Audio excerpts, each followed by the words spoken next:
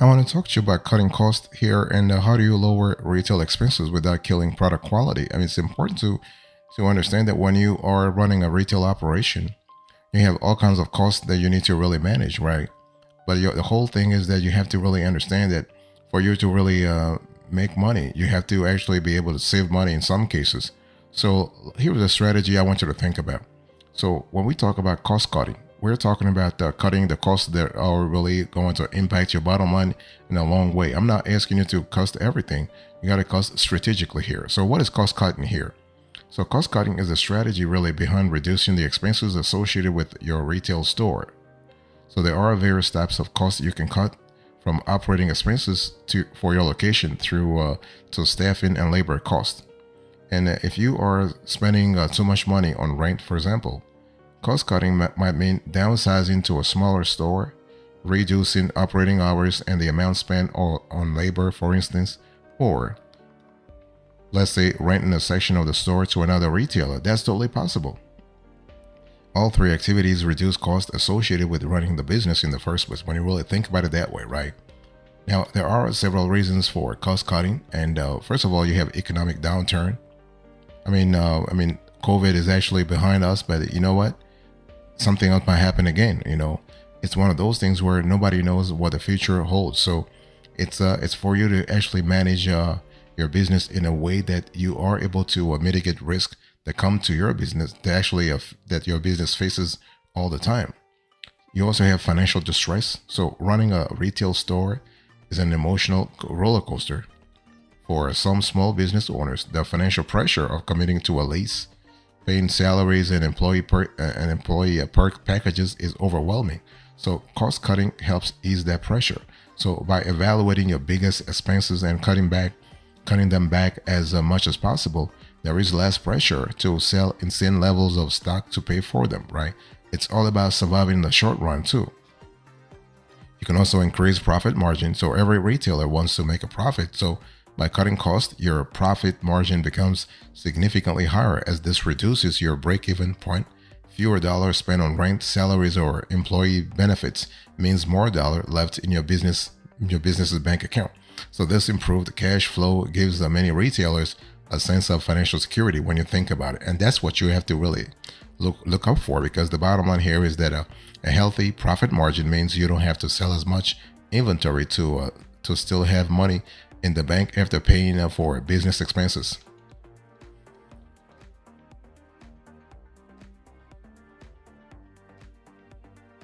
Let me talk to you about the types of retail costs here. So before deciding to cut costs across every part of your retail business, take some time to categorize your expenses into one of these three categories. You have good cost, you have bad cost, and you have best cost. Let me repeat that. You have the good cost, you have the bad cost, and you have the best cost. That's what we call GBB. It's important to take some time to really analyze strategically what your GBB sort of model, your GBB cost model looks like. And that's going to help you really define, not only based on geography, but also based on chronology, but also on demographics, whether you should where you should cut costs in the first place. Let me define a little bit what I'm talking about. When we talk about good costs are expenses that you can't avoid. You cannot avoid them. Examples include operating expenses like cable, internet, and credit card processing fees. Those are static fees. Those are fixed costs. Most times they are unavoidable, but it's a good cost if those operating expenses don't eat a huge chunk of your profit in the first place.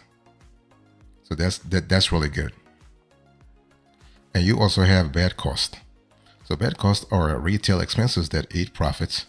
If you're only using 500 square feet of your 2,000 square foot retail store, for example, there will be a bad cost. You are wasting money on rent, lighting, and heating for most of the store. So consider renting that space or downsizing to remove the bad costs in the first place. So that's really an important element to think about. And the third part of the GBB model here is best cost. So best cost are business expenses that drive maximum profit for your retail store.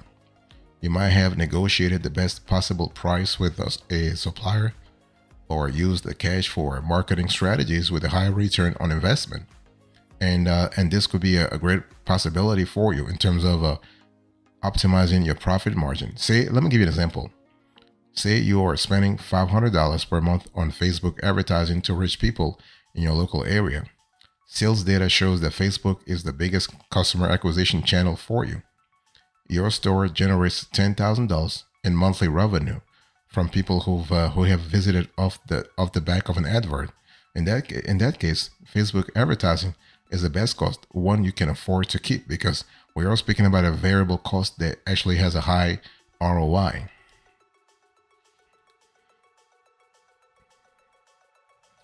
Let me give you the warning here. So there are risks of cutting costs. I mean, cutting retail cost does come with risk, right? Whichever expense you decide to reduce, consider the following impacts. You have to think about diminished production, decreased morale, and personal issues. I mean, it's one of those things where you got to survive, but at the same time, you have to make sure that the survival process is not too really harsh. So when we talk about diminished production, you have to really understand that you do not want to sacrifice production, but it does happen that sometimes you might have to sacrifice production. This doesn't necessarily mean product manufacturing. Cost cutting can hinder the behind the scenes management of your store that produces the end product, a store your customers want to shop in. So let's put that into practice and say you are striving for lower cost by reducing operational hours. So the less time your retail staff spend in store, the cheaper your monthly payroll will be, right? But removing a day from their schedule might leave your team with no time to complete other important tasks like physical inventory counting, physical inventory optimization, physical inventory review, and the result, promising shoppers stock you don't have to offer in the first place. You also have decreased morale, so some people are conditioned to see cost cutting as a negative thing. And this mission to reduce retail costs can reduce staff morale, particularly if the expenses you are reducing directly impact them. And like, for instance, evaluating their benefits package. In this case, prepare to invest some of the money you have saved into team building activities. For example, $30 of the $50 you have saved by cutting each employee's pension contribution can go toward a game night to boost team morale, because you gotta boost team morale. Otherwise, you don't have a team anymore, and the team is actually the one making your business the way it is right now. And also personnel issues.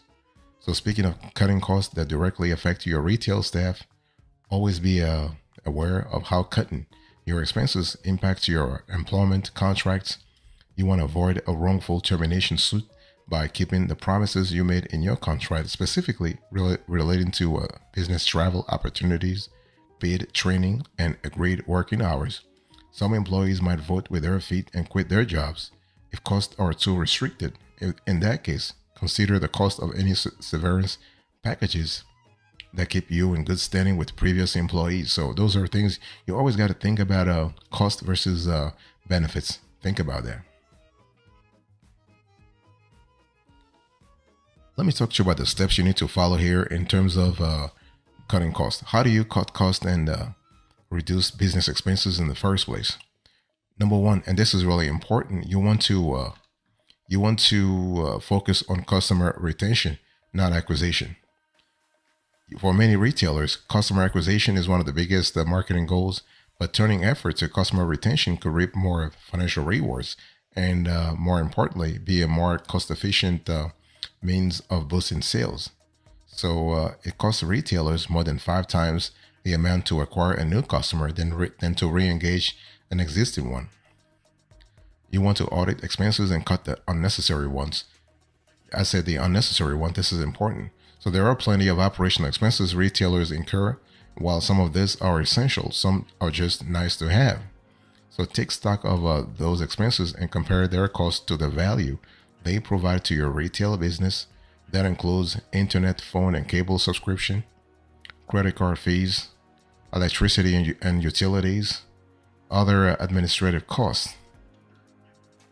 The third thing you want to do here is that you want to really rent your retail space. I said that before. So rent can get pretty pricey. So data shows that the average monthly rent for a shopping center store is actually around $25 per square foot.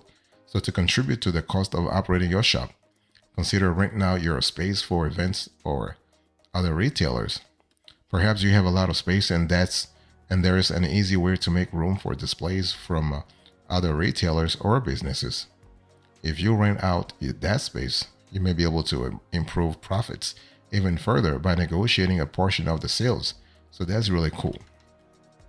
You want to open an online store also, for example. I mean, this is a great opportunity. So if in-store shopping is not dead, but since COVID-19, you have all the stay-at-home orders closed. A lot of folks were ordering online, so consumers got more comfortable with online shopping. So people don't use these channels in silo. The increase in multi-channel shopping, in-store, online, and mobile, supports the overall trend, making it more important for retailers to have a digital presence in the first place.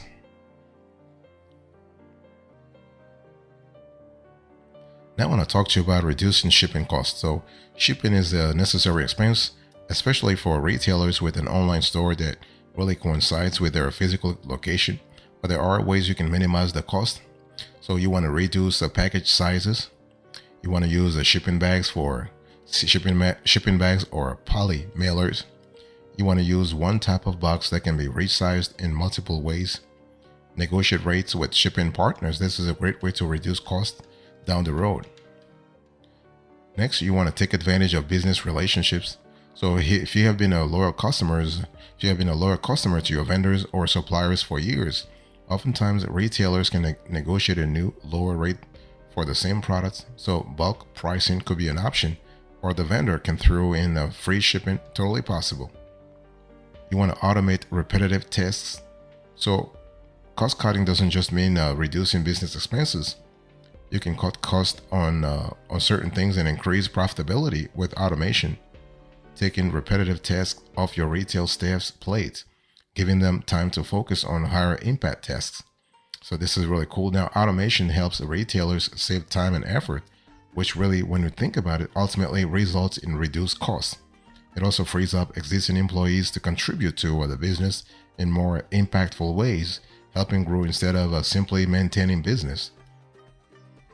You also want to outsource time-consuming tasks. This could be a possibility also for you. Outsourcing is another way to cut costs and reduce time your retail staff spends on repetitive or low-earning tasks. And so you can outsource, for instance, order fulfillment. So instead of maintaining your own distribution center, partner with a third-party logistics provider to pick, pack, and ship orders for in-store customers, marketing and advertising, and administrative tasks. So when we talk about marketing and advertising, you want to lean on an agency's expertise to spread the word about your store. They will handle everything from Facebook advertising campaigns to content marketing strategies. And administrative tasks are things you can also outsource.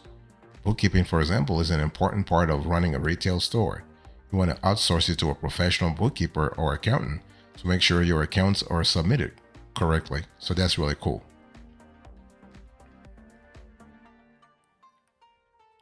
You want to consider a smaller physical space, for instance.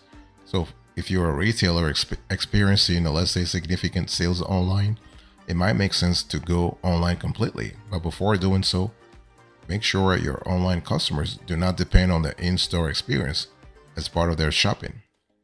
And so almost a quarter of people prefer to shop in-store because they can interact with products before buying them.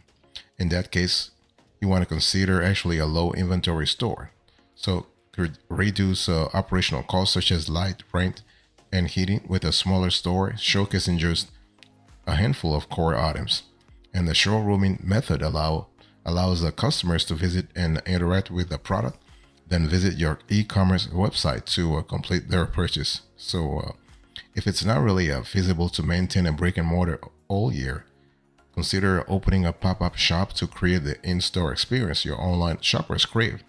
That way, you don't miss out on the retail experiences many shoppers have while easing the financial commitment that comes with signing yearly leases for a permanent store.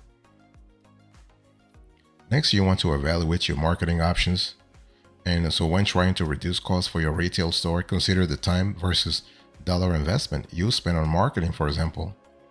It might be free to post on Facebook, requiring 15 hours per week of your time to optimize the page, post content, and drive foot traffic to the store. But what you want to do is that you want to invest your time and or money in marketing channels that are low financial cost and take minimal time to manage in the long run. That includes social commerce, word of mouth marketing, and also scent marketing. You also want to revisit employee perks and benefits, for example, to make sure that they're still in line with your monetary vision. And it's great to reward your retail employees with perks, but this has a cost, so you have to be able to bear those costs. You also want to reduce operational hours. For example, there's a great way to reduce your hours. It's tempting to be open all hours to capture passersby, but the longer your store is open, the more it costs your business.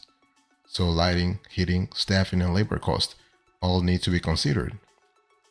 And think about reducing your operational hours to drive down this cost. So, for example, instead of opening 7 days a week, close on Mondays, the day historically proven to be physical retail's least busy day. You could also open the doors at 11 a.m. to be ready for lunch break shoppers instead of hanging around and serving the odd shopper that pops in by chance early in the morning. So those are things you need to really think about, and that will help you actually find a way to stabilize your finances.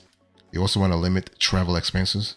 And the last thing you want to do is you want to reduce printing costs. This could also help you stabilize your finances.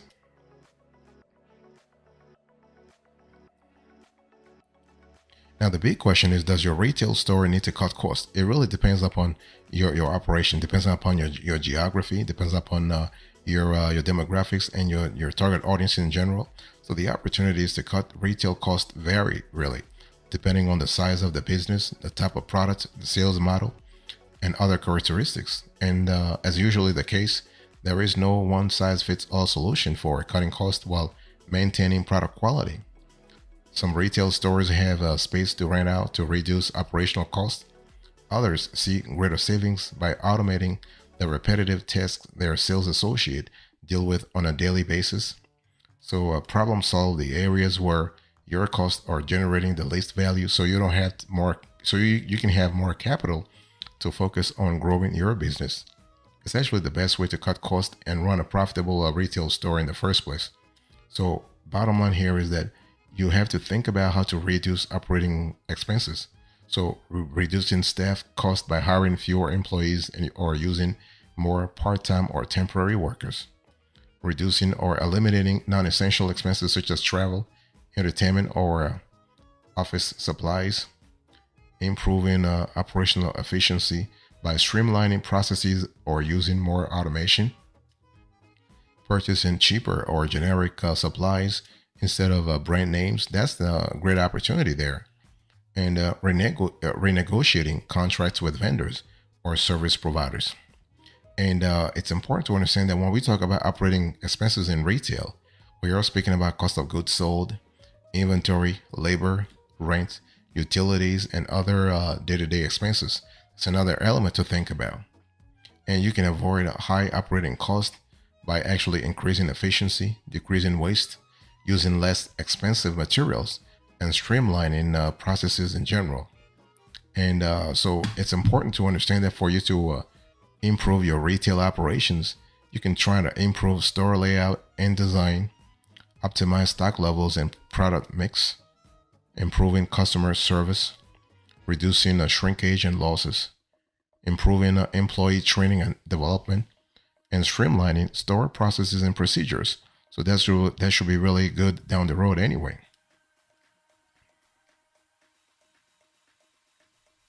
Thank you so much for your attention. I really appreciate it. In today's conversation, I talked to you about cutting costs in retail. And I gave you the strategy, the warning, the steps, and now the recap. Thank you so much. God bless you. I'll see you next time. Until then, remember, stay marvelous.